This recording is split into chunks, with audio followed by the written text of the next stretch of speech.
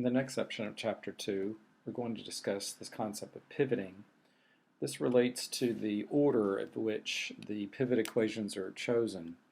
Up to now, when we've looked at Gauss elimination or the LU decomposition, we were always choosing the pivot equations in consecutive order. The very first row, i.e. the first pivot equation, the second row was then taken as the second pivot equation, and the third marching down the diagonal, and then eliminating all of the elements below the diagonal. Well, there are certain cases where that can be problematic, and that's what we're going to talk about in this section of Chapter 5, where we might need to choose different equations from the original linear system to be the pivots, just to preserve the natural progression of Gauss elimination so it won't fail and that we would be able to get the solution as we want it. So here's an illustration of a very simple 3x3 linear system. We're solving AX equals B, where we have the augmented coefficient matrix here appended with the right-hand side vector B. And what I want to focus your attention on is this very first element in the 1, 1 position, 0, 0 if you're thinking of an array. But either way, that very first diagonal element is epsilon, the Greek letter epsilon, and we're going to assume that's a very, very small number. When I say small, so much smaller than the other elements of the matrix, which basically are 0, -1, +1, and 2. So keep that in mind that it's very, very small. So if we were to do Gauss elimination, as we normally would, and we would pick this first row as the pivot equation and try to eliminate these elements here, again working towards that triangular form so that we can do back substitution. Let's write out what that, after one step of the Gauss elimination process to produce the zeros below the diagonal, what would the augmented matrix look like? So this is what we would get. First of all, because we're choosing the first row as the pivot equation, the first row stays the same. So we're just going to write down that equation again as it is. Now, if you think about the steps before that we would take the epsilon and divide it into the element we want to eliminate, and take that as a multiplier and subtract then this row from that multiplier times the first row. Just go back in the notes in terms of the process of Gauss elimination. Ultimately, this is what you would get. You would get the 0 that you desired, and you would get 2 - 1 over epsilon here. You would get 1 + 1 over epsilon here, and you would still have a 0 in that position of the right-hand side, because no matter what you multiply times 0 and add it to 0, you still get 0. Similarly, if we finish out, we zeroed out the 2 there, we would do that by, again, divide epsilon into 2, then multiply that across the first row, subtract it from that third row. You would get 0 in that position, and then down here you'd get -1 plus 2 over epsilon, and we'd also get -2 over epsilon 1. Again, the right-hand side doesn't change because of that 0 sitting there. Anything multiplied by 0 added to something, well, it'll still be that something, in this case 1. So, what does this mean? Well, what we're focusing then at this point is these values here that are resulting from applying Gauss elimination. We've got the 2 zeros that we wanted, and we still have epsilon sitting there on the diagonal. But what is the relationship between these values in this interior right here on the diagonal above and below there versus epsilon? Well, keep in mind that epsilon is, let's say, a very, very, very small number. So if that is the case, then clearly 1 over epsilon, or any reciprocal of it, is going to be huge. So that's going to be our assumption. That is a very, very, very large number. So large that essentially this value, 2 - 1 over epsilon, will essentially, we're going to say, round to -1 over epsilon. So because it's so much larger than that too. So we're just going to say, in all practical purposes, it's essentially negative 1 over epsilon. Similarly, you could say the same thing about this particular value of negative 1 plus 2 over epsilon is essentially going to be thought of as 2 over epsilon, because that reciprocal again is forcing that ratio 2 over epsilon to be exceedingly large. Okay.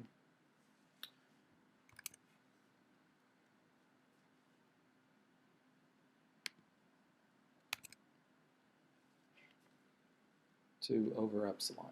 Okay. So what I want to do now is rewrite, based on this finite arithmetic, what exactly, from a value standpoint, do we really have here, given this information about how 1 over epsilon is so much bigger than the other elements.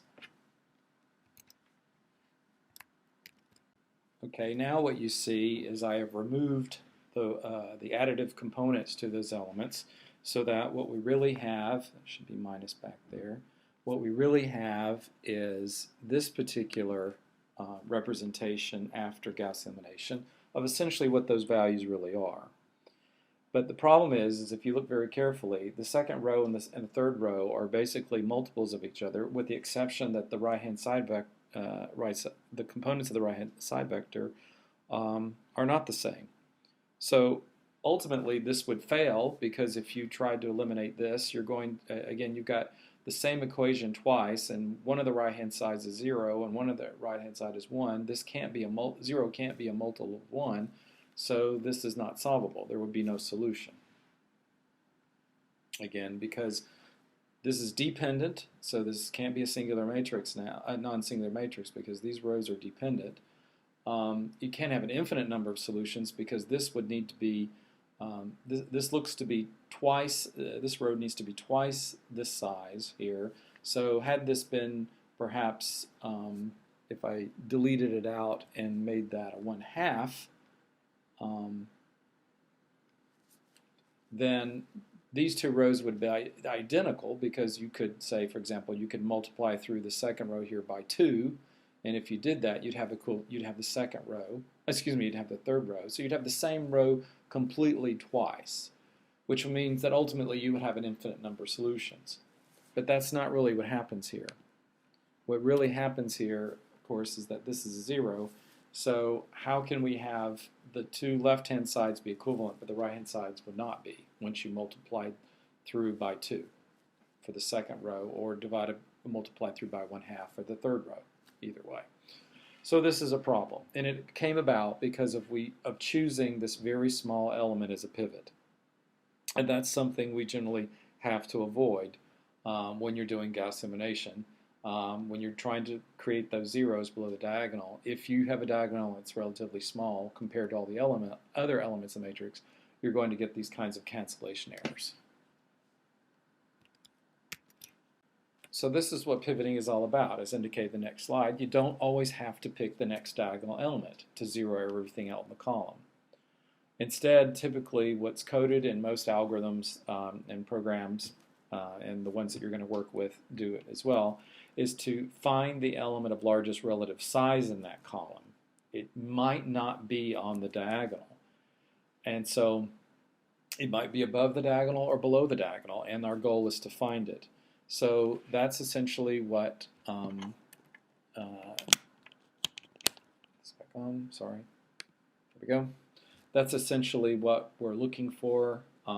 The largest relative size, if we represent that value as RPK, we look at it as the maximum overall J of our JKs for K greater than or equal to K, where these values of R are defined as elements of the matrix themselves that are scaled. So SI here is called a scale factor. Okay, so this is called a scale factor. And every row of your matrix has a scale factor. That's why its I goes from 1 to n. So every row has a scale factor. What is it? It's the largest element in absolute value in that row. So before, typically the way these codes work is that before you even go in to start the elimination, you'd already go ahead and compute all these scale factors. In other words, find the biggest element in every row, because it might not be on the diagonal. That's the issue. If it is on the diagonal, then it's quite possible you you won't need to do pivoting at all. But if it isn't, there's a good chance you may need to. So what you do is we would take every element that we're considering in that column, divide it by the appropriate scale factor for the row it lives in, and then find that element, this ratio of Aij to Si that's largest. And wherever that is, that's the row in that column that we're going to use as the next pivot equation. It's as simple as that. All right? So schematically, what you could look at it like this. If we were looking at elements of the matrix, like I said, typically I'll just write this like a dense matrix here, a 3x3 matrix here. Normally the procedure would be, for example, starting right off, we would choose the first element here to be the pivot. But it may turn out that after you look at the scale factors dividing into all the elements across the row, that maybe this is the largest down at the bottom corner there. Maybe this is the largest. This one right here, sorry. So maybe that is going to be the largest element. And so therefore, this would be the first pivot equation. Okay. So you take scale factors are computed immediately, stored, and then when you go to consider what pivot equation to use, you're just going to divide that scale factor into all the absolute values. You're only looking at magnitudes, plus or minus, doesn't matter.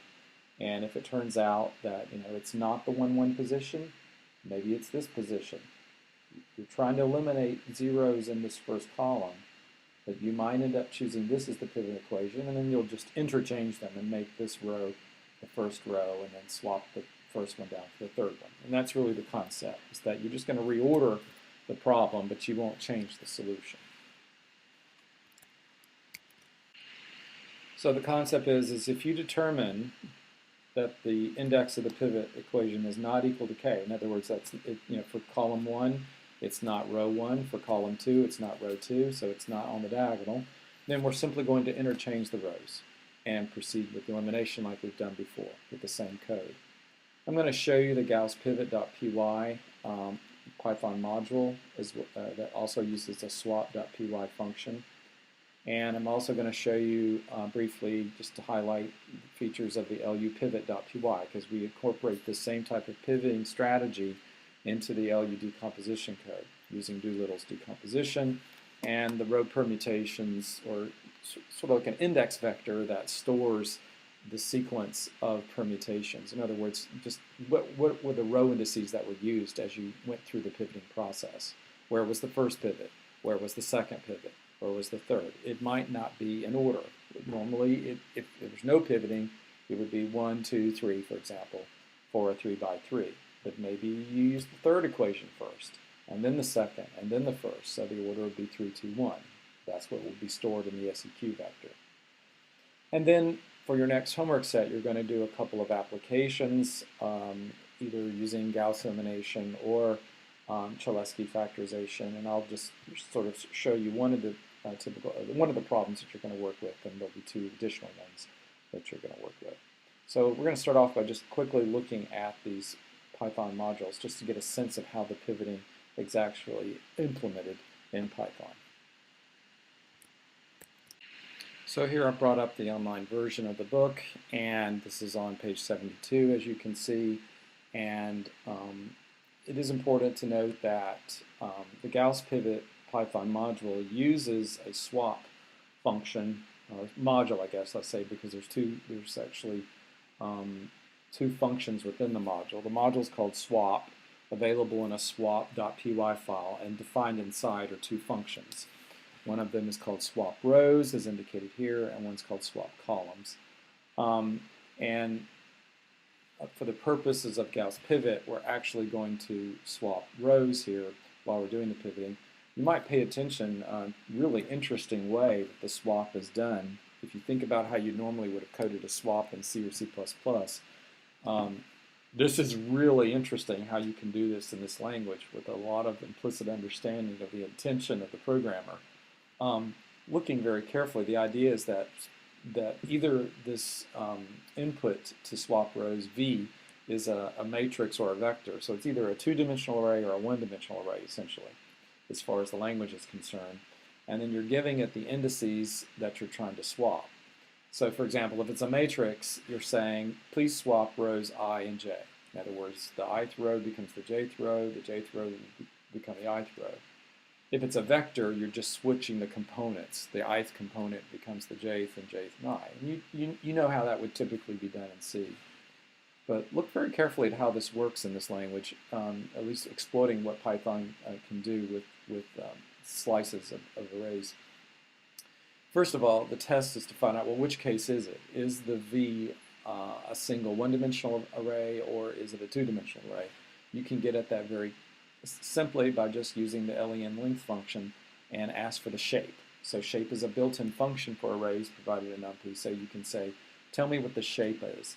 If the shape of V, in this case, v.1 is the shape, if the length of that shape is 1, that means you have a simple vector, you have a one-dimensional array, then this is the syntax that would actually do the swap for you.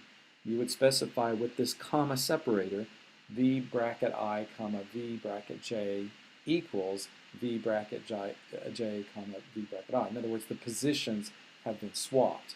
And the interpreter will do that. It will actually understand that what you've actually asked it to do is to switch the positions within the memory. So this is really, really nice, very compact, very, I mean, that saves a loop structure very easily. Or at least, in this case, would save you a temporary variable that you typically would have used in C or C++ to achieve that. Now, if the array is not a one-dimensional vector, then what you've got to do is use an else block on this and say, okay, so now we know it's two-dimensional.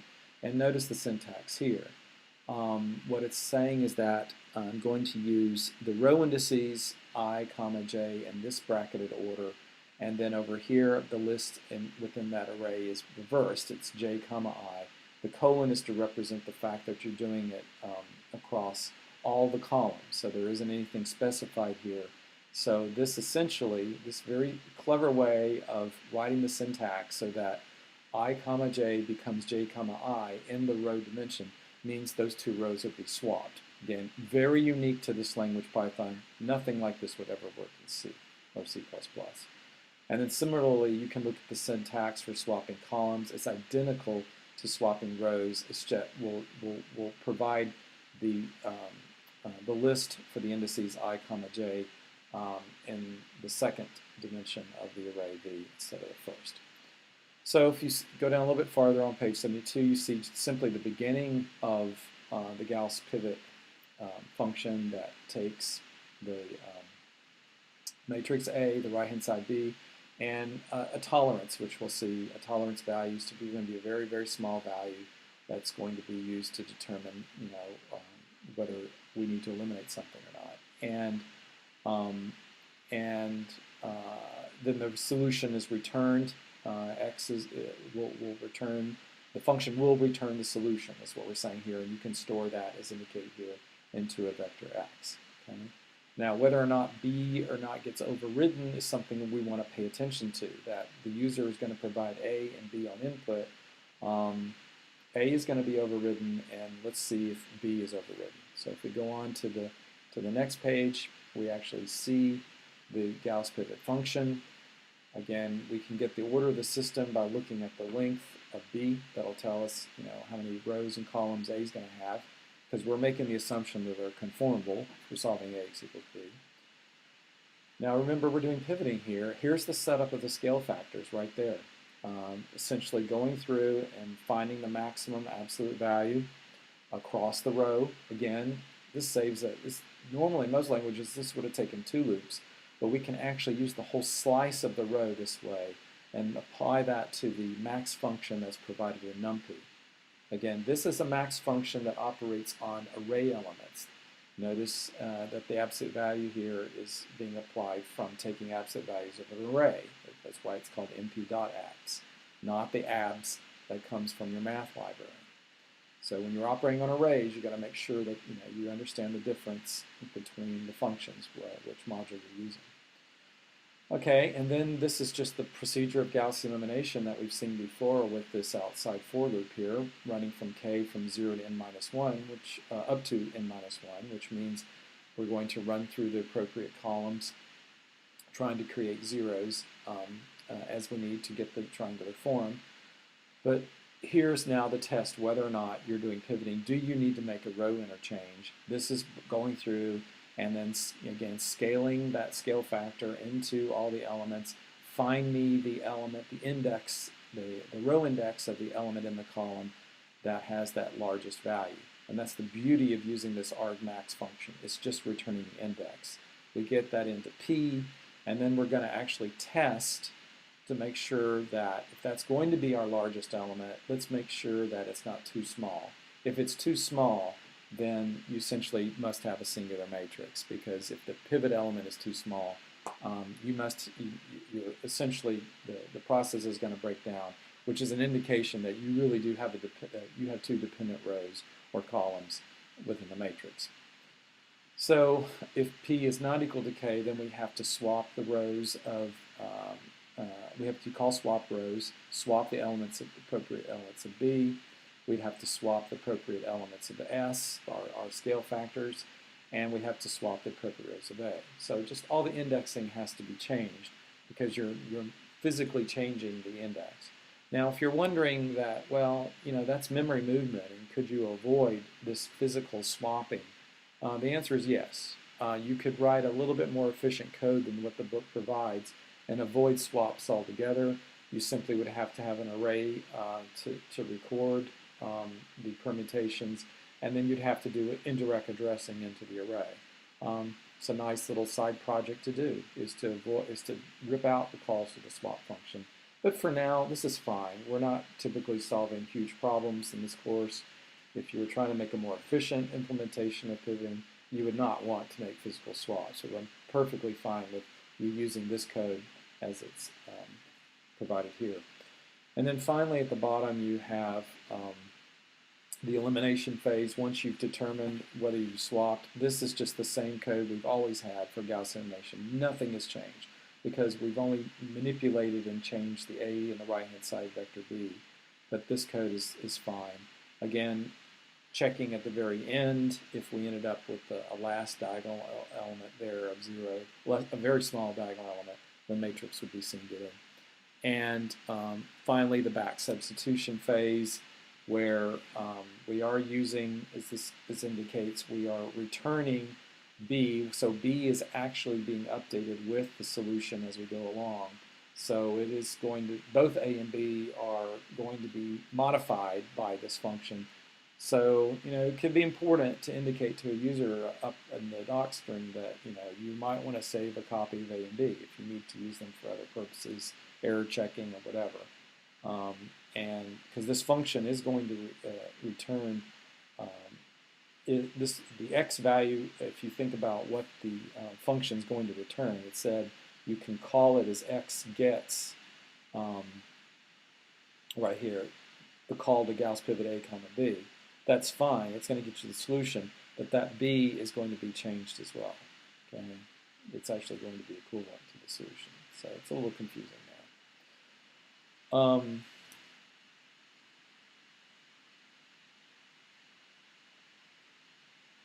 So if you continue on with looking at LU pivot, which also is provided in the book, then what you can see in the next page is essentially a modification of our LU decomposition codes to include pivoting. So the file will be called lupivot.py, but it's also going to have the functions ludecomp and lusolve.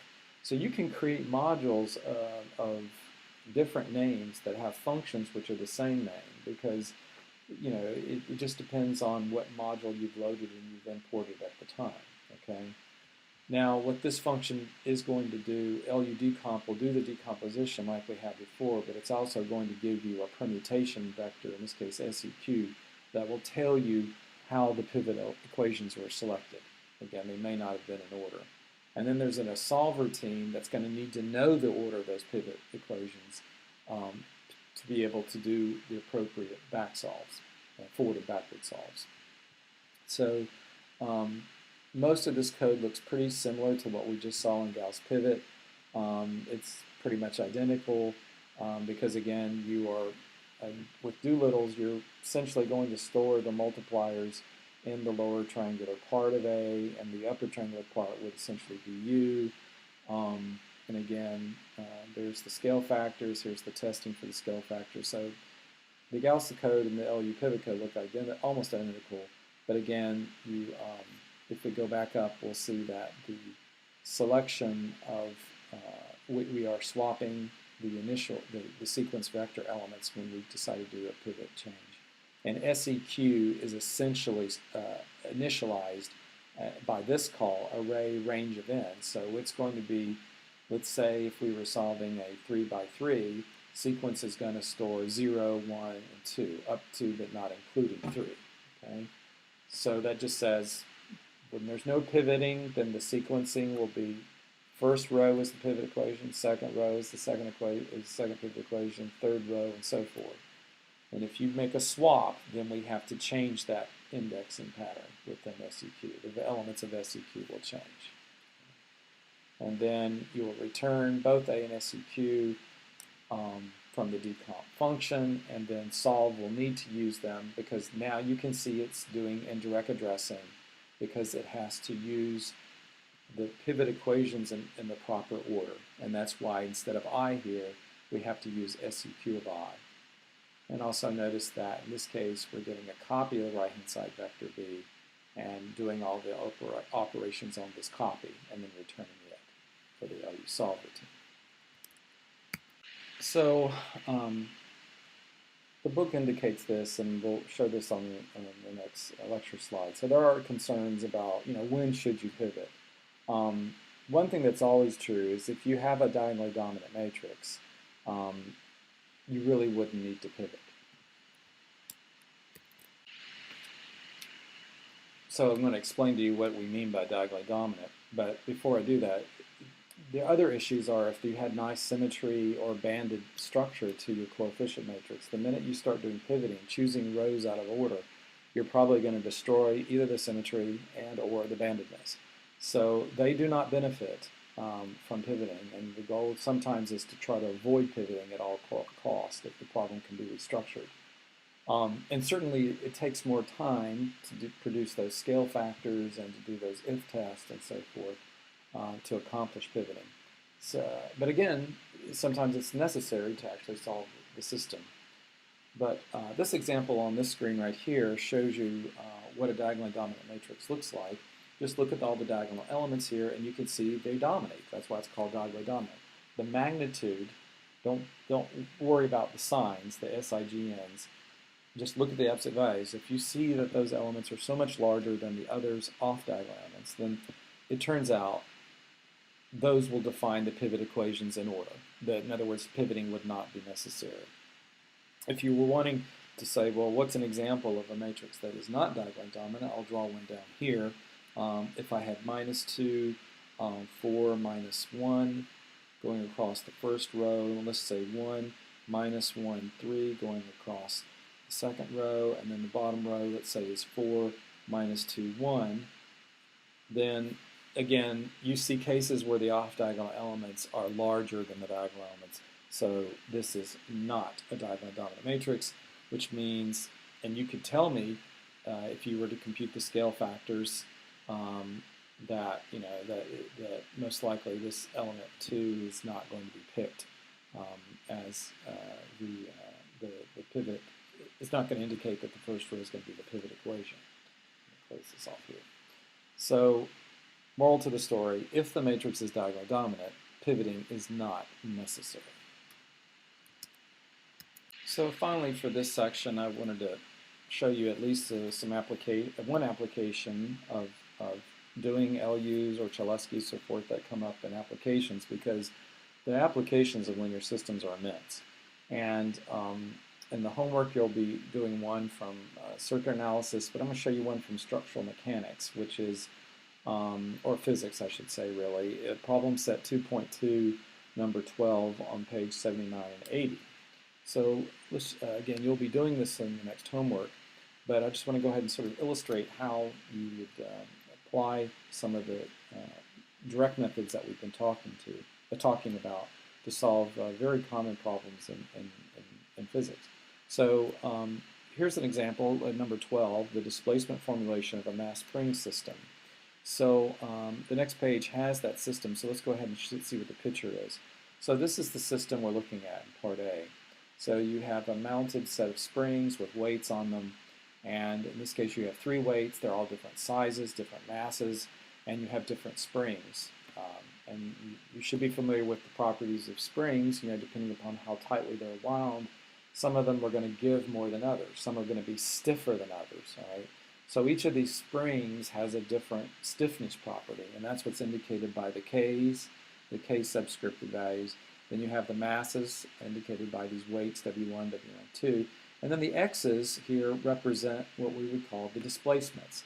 How far does each of these weights move down due to gravity and due to the properties of the springs? Those are called displacements. And so you can describe the system, this mass spring system, as a linear system of equations. And that's what number 12 is all about. That you could look at how the springs are all connected to each other relative to the weights and the displacements that will follow suit from the connections. And so again, the K sub i's or spring stiffnesses, that would be known from the design of the springs themselves. You would know how much weight you'd put on them, and your goal is to figure out how the whole system is going to deform. How much are you going to see movement from each of those weights relative to each other. And if you look at this system, it only has 3 rows and it has 3 columns, so it's a 3 by 3 linear system. But do you notice some other properties? Well, if you notice, now clearly there's some elements here on the diagonal, and you could almost say, well, gosh, this looks like it could be fairly diagonally dominant here. But the real issue here is that it's symmetric. So this is a symmetric linear system, and so this is going to be grounds for using Cholesky. Now, if you were to apply Cholesky to a symmetric linear system of equations, and it turned out that there was a failure in the code, most likely due to a square root of a negative number, then most likely the matrix must not be positive definite, and then you would go and try to use the LU code to get that LDLT transpose. We talked about that earlier. So LLT transpose, that decomposition of the symmetric matrix exists if the matrix is symmetric, which we have here, and positive definite. In this case, this system will be positive definite. So, so what you would end up doing, there's some assumptions here made on the relationships of all these spring constants to each other and the weights, and you're going to write a program to use the Cholesky factorization to solve this very simple system.